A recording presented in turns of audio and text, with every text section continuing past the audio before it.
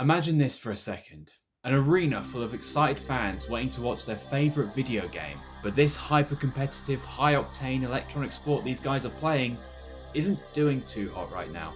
It's been dominated by one incredibly powerful strategy, and the game devolves into long and boring matches with no variation. The commentators, passionate and desperate to keep the game alive, are trying to find any breadcrumb of excitement that they can, but they know that it's a futile effort.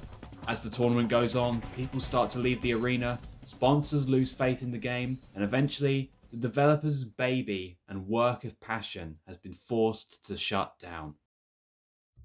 This scenario is a game developer's absolute worst nightmare, especially in an era where the expectation is that every new multiplayer game release eventually turns into a hyper-competitive esport. But I feel like that expectation has clouded the judgment of not just a wide part of the gaming community, but even the developers of these games themselves. And I can't help but feel like both sides are just missing the point. Just because a game comes out with a multiplayer mode in it doesn't mean it has what it takes to be a competitive game. Otherwise, we'd be seeing $1 million Mario Kart tournaments crop up everywhere. So what sets Mario Kart apart from, say, League of Legends or Street Fighter? And what makes a good esport? Well, to answer that question, I'll go through the reasons people seem to think are true, but really aren't. There's a common notion that rampant dev support is needed for a game to be successful in a tournament setting. That without millions of dollars from the developers and Coca-Cola sponsorships at every event, then your game is just going to die. In reality though, all the developer support can really do is artificially make the game seem like it's alive, when it very likely would be abandoned if there wasn't any monetary incentive to play competitively.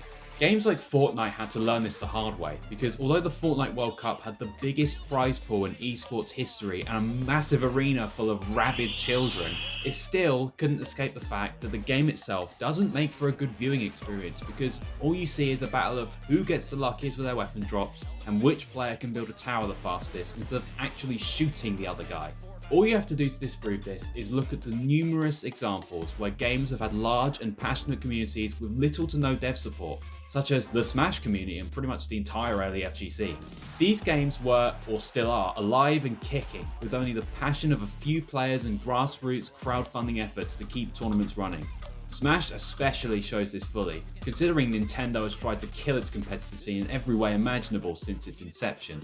Some people are going to say that fighting game tournaments have had full developer support and big sponsorships for about a decade now, so I can't use them as an example because they're using the same things to grow themselves that I say don't grow esports.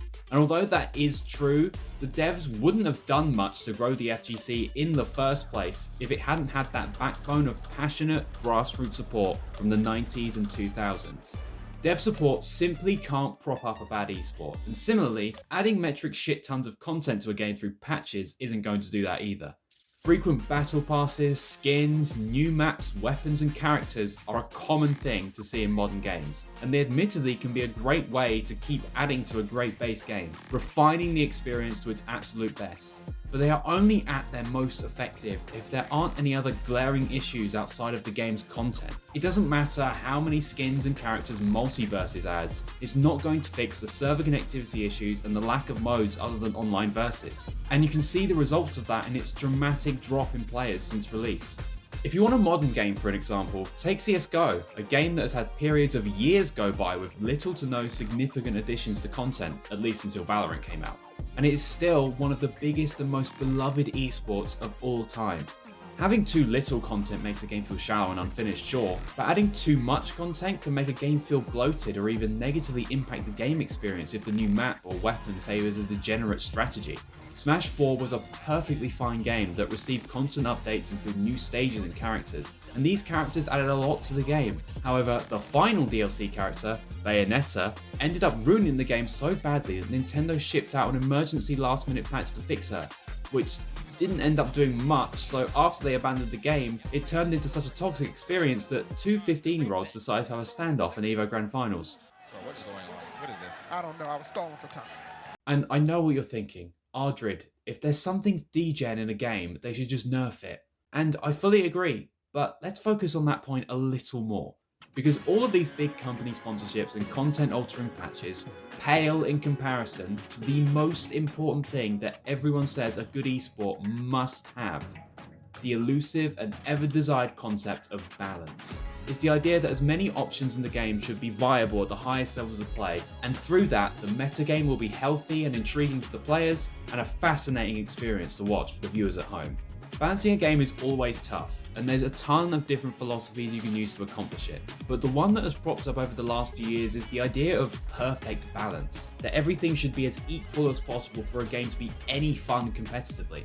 But again, if you look at the history, you'll see way too many examples of beloved games that have had varying levels of balance. Smash Bros. Melee, Tekken Tag Tournament 1, Marvel vs. Capcom 2, Street Fighter 3 Third Strike. All of these games are considered to be some of the greatest competitive games in their genre, yet have completely unbalanced rosters where only a small fraction of the characters available to you are viable in tournament play. Okay, at this point, some of you might be thinking something like, "This guy is such a dumbass. He's making it seem like none of these things matter with anecdotal examples of games that came out 20 years ago that didn't have any of those things. These games didn't have the same standards or lofty expectations that we have now, nor do they have the same level of options that we do now. Players at the time probably just stuck with their game despite being unbalanced or bloated or whatever, right?" Wrong. Wait. No! Allow me to disprove that statement with another anecdotal example. The player-based transition from Tekken Tag Tournament 1 to Tekken 4, or the attempted transition, I should say. Let's set the scene. Tekken Tag 1 was considered to be the absolute gold standard of the Tekken series. The pro players loved it, and in just a little over a year, they would be able to play the game's eagerly anticipated sequel, Tekken 4. They waited until the game's release month in the arcades of July 2001, and when they got their hands on it, they hated it. It was slow and weird, and the stages had walls and stuff now, although in hindsight they were really cool. And to make matters worse, it had an equally as unbalanced roster as Tag 1, with new character Steve and especially returning fighter Jin being incredibly oppressive. Tekken 4 matches quickly devolved into Jin vs Jin matches, and the game was as divisive as it could have possibly been. Based on this guy's assumption earlier, you'd think that these players would stick with Tekken 4 as this was 2001 and there weren't as many options or as high expectations as we have now for games. Well, actually, the exact opposite happened. After a while of trying to make Tekken 4 work, many Tekken players simply either went back to the horribly unbalanced Tekken Tag 1 or transitioned to other fighting games. Many decided to switch to Namco's other 3D fighter series that had just released a new entry, Soul Calibur 2, a game where the entire roster seemed to be insanely cheap. So why did they go back? Aren't Tekken Tag 1 and Soul Calibur 2 just as bad as Tekken 4 when it comes to cheap characters and strategies? What was the difference between these games that made people hate Tekken 4 so much yet adore Tag 1 and Soul Calibur 2? Well, to answer that question, I think it's finally time to get into the actual things that I think create a great and successful esport. 1. The game needs to be easy to understand and watch. It doesn't necessarily have to be fast-paced, but what it does have to be is something that even someone who has never even seen the game before can look at and understand just from a glance. The game's objectives, important elements such as health and damage, and even strategies need to be as easy to understand as possible. As an easy to understand game is going to have a much simpler time bringing in new players than a visual clusterfuck like Fortnite's pro scene. Overwatch has consistently run into this problem with its eSports circuit too, where there are just so many particle effects and stuff happening on screen with no downtime whatsoever that it's overwhelming for people who don't understand the game inside and out. 2. A competent and passionate community and tournament organisers. I'm not talking about some random bog standard event organiser. I'm talking about someone from the community of their game that's passionate and hardworking. Usually someone who was a diehard player themselves who transitioned into TOing. Esports for the most part is not a very profitable industry. So to put on the greatest events on a frequent basis, you need people who are willing to lose money on running tournaments simply for the love of the game. It's what built the early days of Counter-Strike, the FGC, and pretty much every esport that stood the test of time today. If your game's competitive scene can't at some point sustain itself on passion alone, then it has little hope of succeeding in a wider context. And 3, this one is the most important one. The game's mechanics need to be as perfectly balanced as possible. Some of you are going to say that I'm contradicting myself here, as I literally just said that balance wasn't important, but let's make a key distinction here. All of the examples I showed of unbalanced games gaining esports success were unbalanced in their rosters, their weapons, They're specific elements in which you interact with the game mechanics. The reason that people preferred Tekken Tag 1 to Tekken 4, despite both games having horribly unbalanced rosters, was because Tekken Tag 1's core game mechanics were simply much more balanced than Tekken 4's. Even if Steve and Jin were nerfed into oblivion in Tekken 4, the game would have died anyway because of its broken wall system and stupidly easy jab pressure out of one-frame sidewalks. It wouldn't matter if Bayonetta was never added into Smash 4, because the game's over-reliance on shielding as an approach option and the strength of grabs would have eventually killed it anyway. And no matter how many balance patches and new heroes they added to Overwatch 1, it didn't stop the massive amount of stuns and the 2-tank meta from scaring people away. And after those things were fixed in Overwatch 2, you can easily see just how much larger and passionate the community has gotten over that game. Unless it's an extreme case, when a character or weapon is overpowered, there are always going to be players who will avoid them by using different characters or weapons. Low tier heroes are a thing in every game, but when the core gameplay mechanics heavily favour a particular strat or playstyle, what are they going to do? Avoid the mechanics? Avoiding the game's mechanics is basically the same thing as not playing the game at all. So from that perspective, it's obvious just how important a balanced core gameplay loop is. In that sense, the metrics for what make a good esport are very similar to what makes a good game in general. Nobody wants to play a platformer where running and jumping are slow after all. But the problem is, in the pursuit of this esports dream and eternal relevancy, a lot of developers seem to lose sight of that fact. Think about the biggest live service games in the world right now. League of Legends, VALORANT, Apex Legends. All of these games seem to be in good states now, but where will they be in 20 years? Will they even be around in 20 years?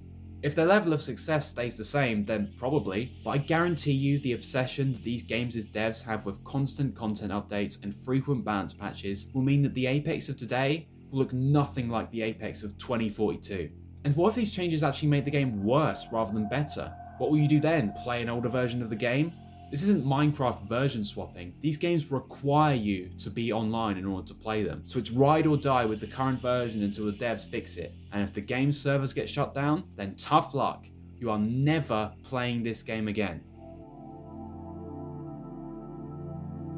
When talking about game preservation, everyone mentions the old classics that require aging hardware to run. But what about the hundreds of live service games that require massive servers to run and have had so many content patches that the version of the game you played as a kid may not even be available anymore?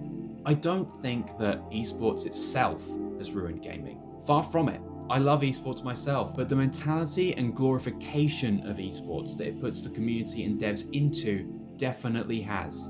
It isn't because Ranked has caused tryhards to pop up everywhere and I can't 360 no-scope noobs anymore like back in the good old Modern Warfare 2 days, but because game devs all over the world look at the prestige and deep competitive history of games like League of Legends and Street Fighter, and they lust for it so hard that they fail to see the mountain that they had to climb to reach that peak. And the true reasons why people play those games is that they are amazing, mechanically well-balanced experiences that allow for deep and engrossing gameplay. It's not million-dollar prize pools and frequent content updates. And the furious chase of this ideal is simply not smart for most games that aren't really made for esports. A competitive scene has to be gradually built by die-hard fans out of true passion for the game. And just like how you can lead a horse to water and you can't make it drink, you simply can't force a game to be an esport. And as long as the gaming community keeps trying to do that, more and more games will fail to reach their true potential.